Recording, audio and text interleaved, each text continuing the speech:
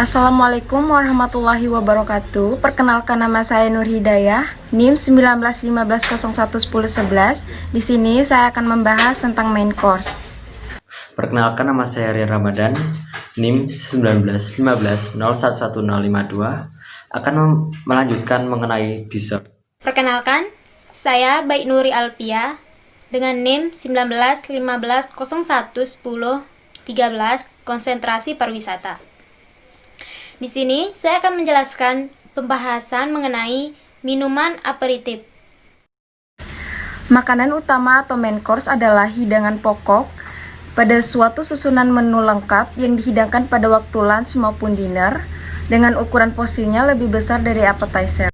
Makanan yang dihidangkan terdiri dari lauk pauk hewani, disertai dengan kentang ataupun sayuran antara lain. Lauk pauk hewani yang dihidangkan pada main course seperti daging, ikan yang meliputi kakap, tuna dan tenggiri. Kemudian ada unggas yang berupa ayam, bebek dan kalkun. Kemudian ada seafood yang berupa kerang, kepiting, cumi-cumi, udang dan lobster yang diolah dengan berbagai macam cara dan dihidangkan dengan saus dengan ukuran porsinya berkisar 175 gram sampai 225 gram. Kemudian untuk sayuran yang dihidangkan pada main course ialah sayuran kontinental pada umumnya seperti brokoli, bunga kol, lebak putih, buncis, asparagus dan lain sebagainya dengan ukuran 75 gram. Kemudian untuk garnitur, kentang ataupun penggantinya seperti macam-macam pasta yang dihidangkan dengan roti atau roll dengan ukuran besarnya 75 gram. Untuk nasi juga bisa menjadi pengganti kentang dengan lauk pauk yang serasi. Makanan utama ditata pada dinner plate sebagai makanan utama. Kombinasi main course dengan kentang ataupun sayuran harus sesuai dengan rasa, warna atau bahan lauk pauk yang dihidangkan, disertai dengan saus atau gravy-nya atau saus beku yang disebut dengan made the hotel.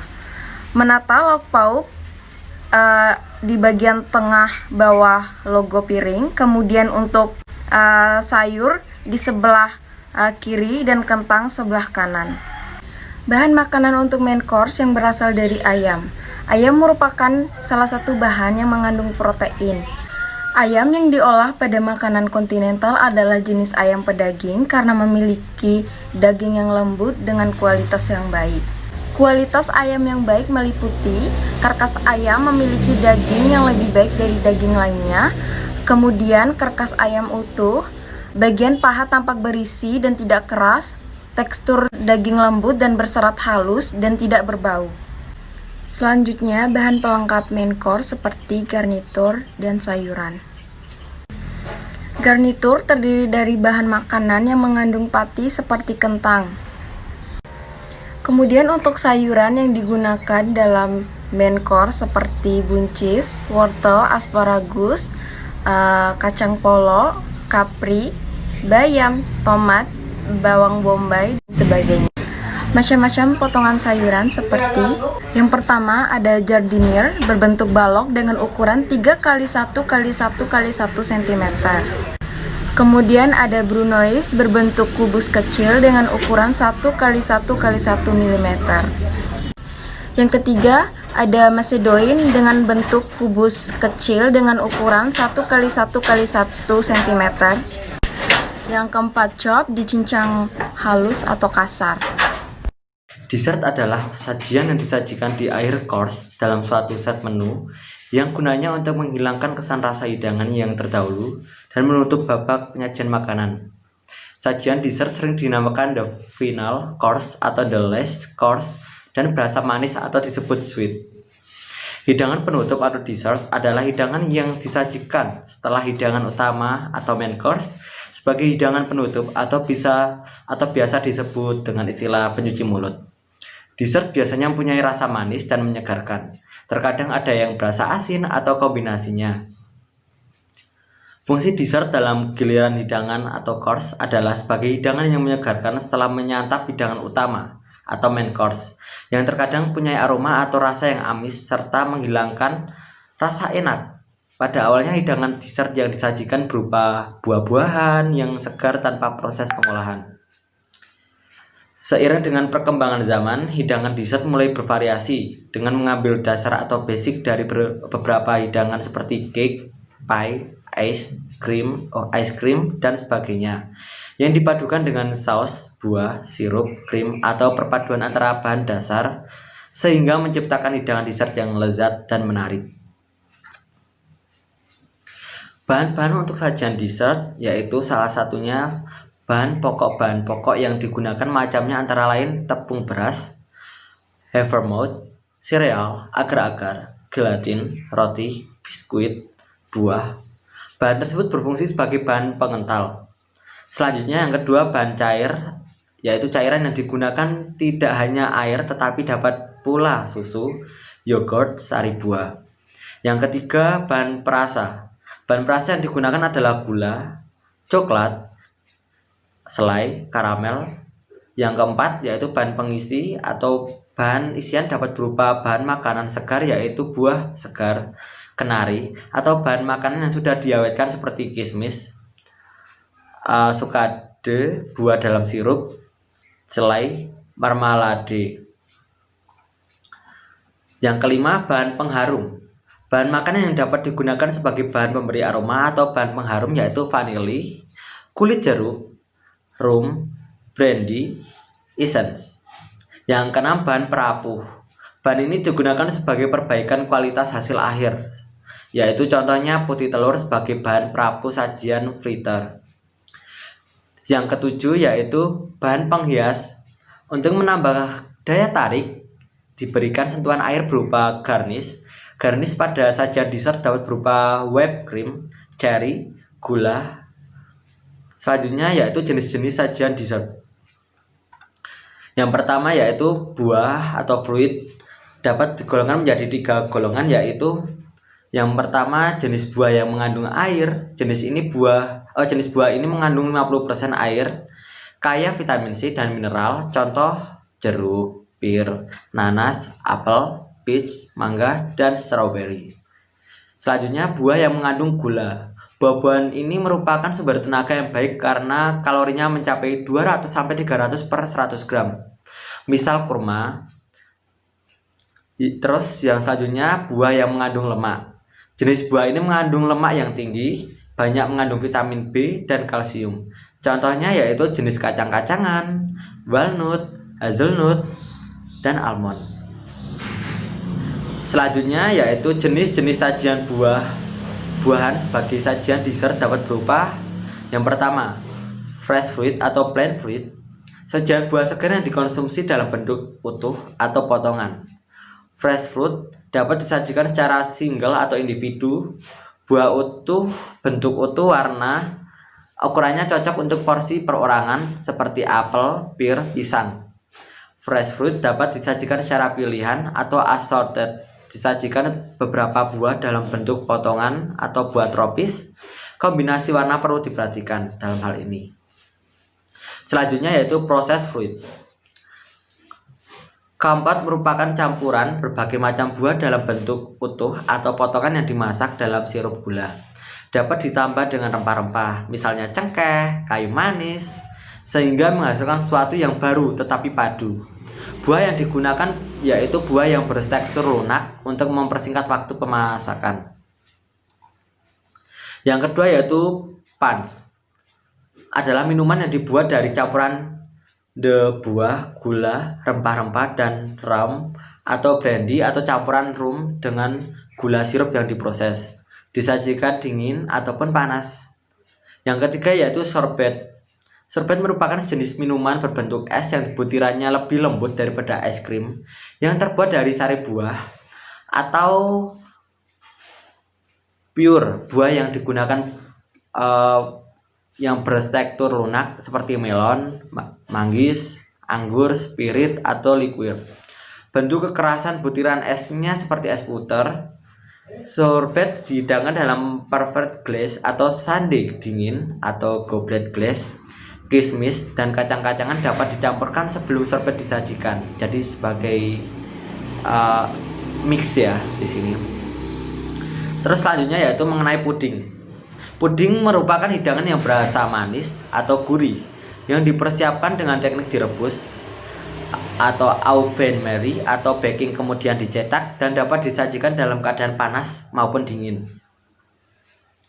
Bahan-bahan puding yaitu terdiri dari bahan pokok, yaitu bahan cair, bahan perasa, bahan pengisi, bahan aroma, dan bahan penghias. Jenis puding yaitu berdasarkan temperatur penyajiannya, maka puding dapat dibedakan menjadi dua, yakni puding panas, yaitu puding yang disajikan dalam keadaan hangat, biasanya dimasak dengan cara ditim atau double boiling, kombinasi baking untuk menghasilkan puding yang basah atau lembut, atau dikukus, disajikan bersama saus, contoh puding panas. Yang kedua yaitu puding dingin, yaitu puding yang disajikan dalam keadaan dingin dan biasanya dimasak dengan cara direbus atau boiling, tetapi konsistensinya setelah pemasakan masih agak kental, kemudian dicetak dalam cetakan bermotif sampai puding padat, lalu dimasukkan ke lemari pendingin sebelum disajikan. Terus teknik pemasakan puding yakni yang pertama direbus atau simmering, yang kedua ditim atau double boiling, yang ketiga dikukus atau steaming, dan yang terakhir dibakar atau baking. Terus frozen ice. Mengenai frozen ice merupakan sajian yang berasa manis dalam bentuk es beku. Jenis sajian dapat berupa water ice and cream ice. Water ice dibuat dari bahan dasar sirup buah dan bahan perasa lainnya. Contoh granite cream ice merupakan sajian es beku yang dibuat dari es beku yang dibuat dari suatu kepala susu atau whipping cream dan gula yang dikentalkan dengan custard atau kuning telur dan diberi aroma yang dapat berupa pure atau sari buah, coklat, kopi, liqueur, atau essence. Bahan-bahan cream ice yaitu yang pertama krim, merupakan bahan yang digunakan untuk pembuatan es krim. Yang digunakan adalah double cream. Selanjutnya yang kedua, gula castor merupakan bahan pemanis yang sering digunakan dalam pembuatan cream ice. Biasanya digunakan dalam bentuk sirup gula. Untuk mendapatkan cream ice yang lembut, dapat ditambahkan gelatin sedikit cairan glukos. Yang ketiga, bahan pengental. Yang keempat, bahan pemberi aroma harus dapat dibekukan. Yang kelima, penyajian cream ice disajikan pada gelas berkaki atau parfait glass atau sundae dish. Yang terakhir yaitu mengenai savory dan sweet savory. Merupakan makanan kecil yang cenderung berasa gurih dan disajikan pada giliran makan terakhir. Bahkan kadang-kadang digunakan sebagai pengganti dessert. Jenis-jenis savory antara lain soft keju, tartalettes isi atau pie, sweets sering disebut sebagai candy, yang bahan dasar utamanya adalah gula. Jenisnya sajian cake dan pastry. Terima kasih. Minuman aperitif merupakan minuman yang berjenis alkohol yang dikonsumsi sebelum kita memulai makan. Adapun hal ini berfungsi untuk merangsang nafsu makan kita, biasanya terbuat dari bahan berdasar wine. Minuman ini juga hampir sama dengan fortified wine. Adapun yang termasuk ke dalam jenis golongan minuman aperitif yakni sherry, vermouth, madeira, dubonnet, bitter, dan anis. Jadi, itulah golongan yang termasuk ke dalam jenis minuman aperitif. Selanjutnya, untuk jenis minuman vermouth yang biasa disebut dengan istilah fortified wine yang diberi aroma rempah-rempah ada dua jenis. Adapun jenisnya yakni French vermouth yang disebut juga dengan istilah dry vermouth. Kemudian jenis yang kedua yaitu Italian vermouth. Italian vermouth ini bisa kita sebut dengan istilah rosso, yang artinya merah, atau sweet vermouth. Dan ada juga vermouth lainnya yang dikenal dengan istilah Blanco. Blanco ini dalam istilah atau bahasa Italia artinya putih. Penyajian vermouth bisa kita sajikan menggunakan es, atau bahkan bisa juga tanpa menggunakan es. Jika menggunakan tambahan es atau menyajikan dengan es, maka tambahkan 60 ml dengan slice lemon. Adapun contoh minuman yang mungkin pernah kita dengar, contoh minuman dari vermouth ini yakni Cinzano dan Noilly Fart. Kemudian selanjutnya ada juga Campari. Campari merupakan minuman aperitif dari Italia. Namun berbeda dengan vermouth, minuman Campari ini mengandung alkohol lebih tinggi dibandingkan dengan vermouth. Alkohol yang dikandung dalam minuman Campari ini 24% lebih tinggi daripada vermouth. Dan rasanya juga lebih pahit dibandingkan vermouth karena Campari ini masuk ke dalam golongan bitter. Namun berbeda juga dengan Angostura yang benar-benar termasuk ke dalam golongan bitter. Untuk penyajian, minuman aperitif yang beralkohol lebih tinggi dibandingkan dengan vermouth dapat disajikan dengan menambahkan spirit 30 ml. Dan biasanya diberi dengan slice orange dan biasanya lebih sering diminum dengan orange juice atau soda water. Kemudian bitters. Seperti yang saya katakan tadi, bitters merupakan bagian atau golongan dari minuman aperitif yang memiliki kadar alkohol yang tinggi. Yang termasuk dalam jenis bitters yaitu Angostura. Bitter biasanya dibuat dari kulit macam-macam pohon dan campuran akar tumbuhan sebagai bumbu. Adapun contoh dari jenis minuman bitters ini seperti orange bitter, Amer Picon, Bonnekamp, dan Fernet Branca. Untuk Fernet Branca dikonsumsi sebagai pereda hangover atau sakit kepala ataupun sakit perut yang dikarenakan karena terlalu banyak mengkonsumsi minuman keras atau spirit. Jadi, minuman aperitif ini diminum sebelum kita memulai mengkonsumsi makanan. Minuman aperitif ini dapat merangsang nafsu makan kita. Baik, sekian penjelasan dari saya. Terima kasih.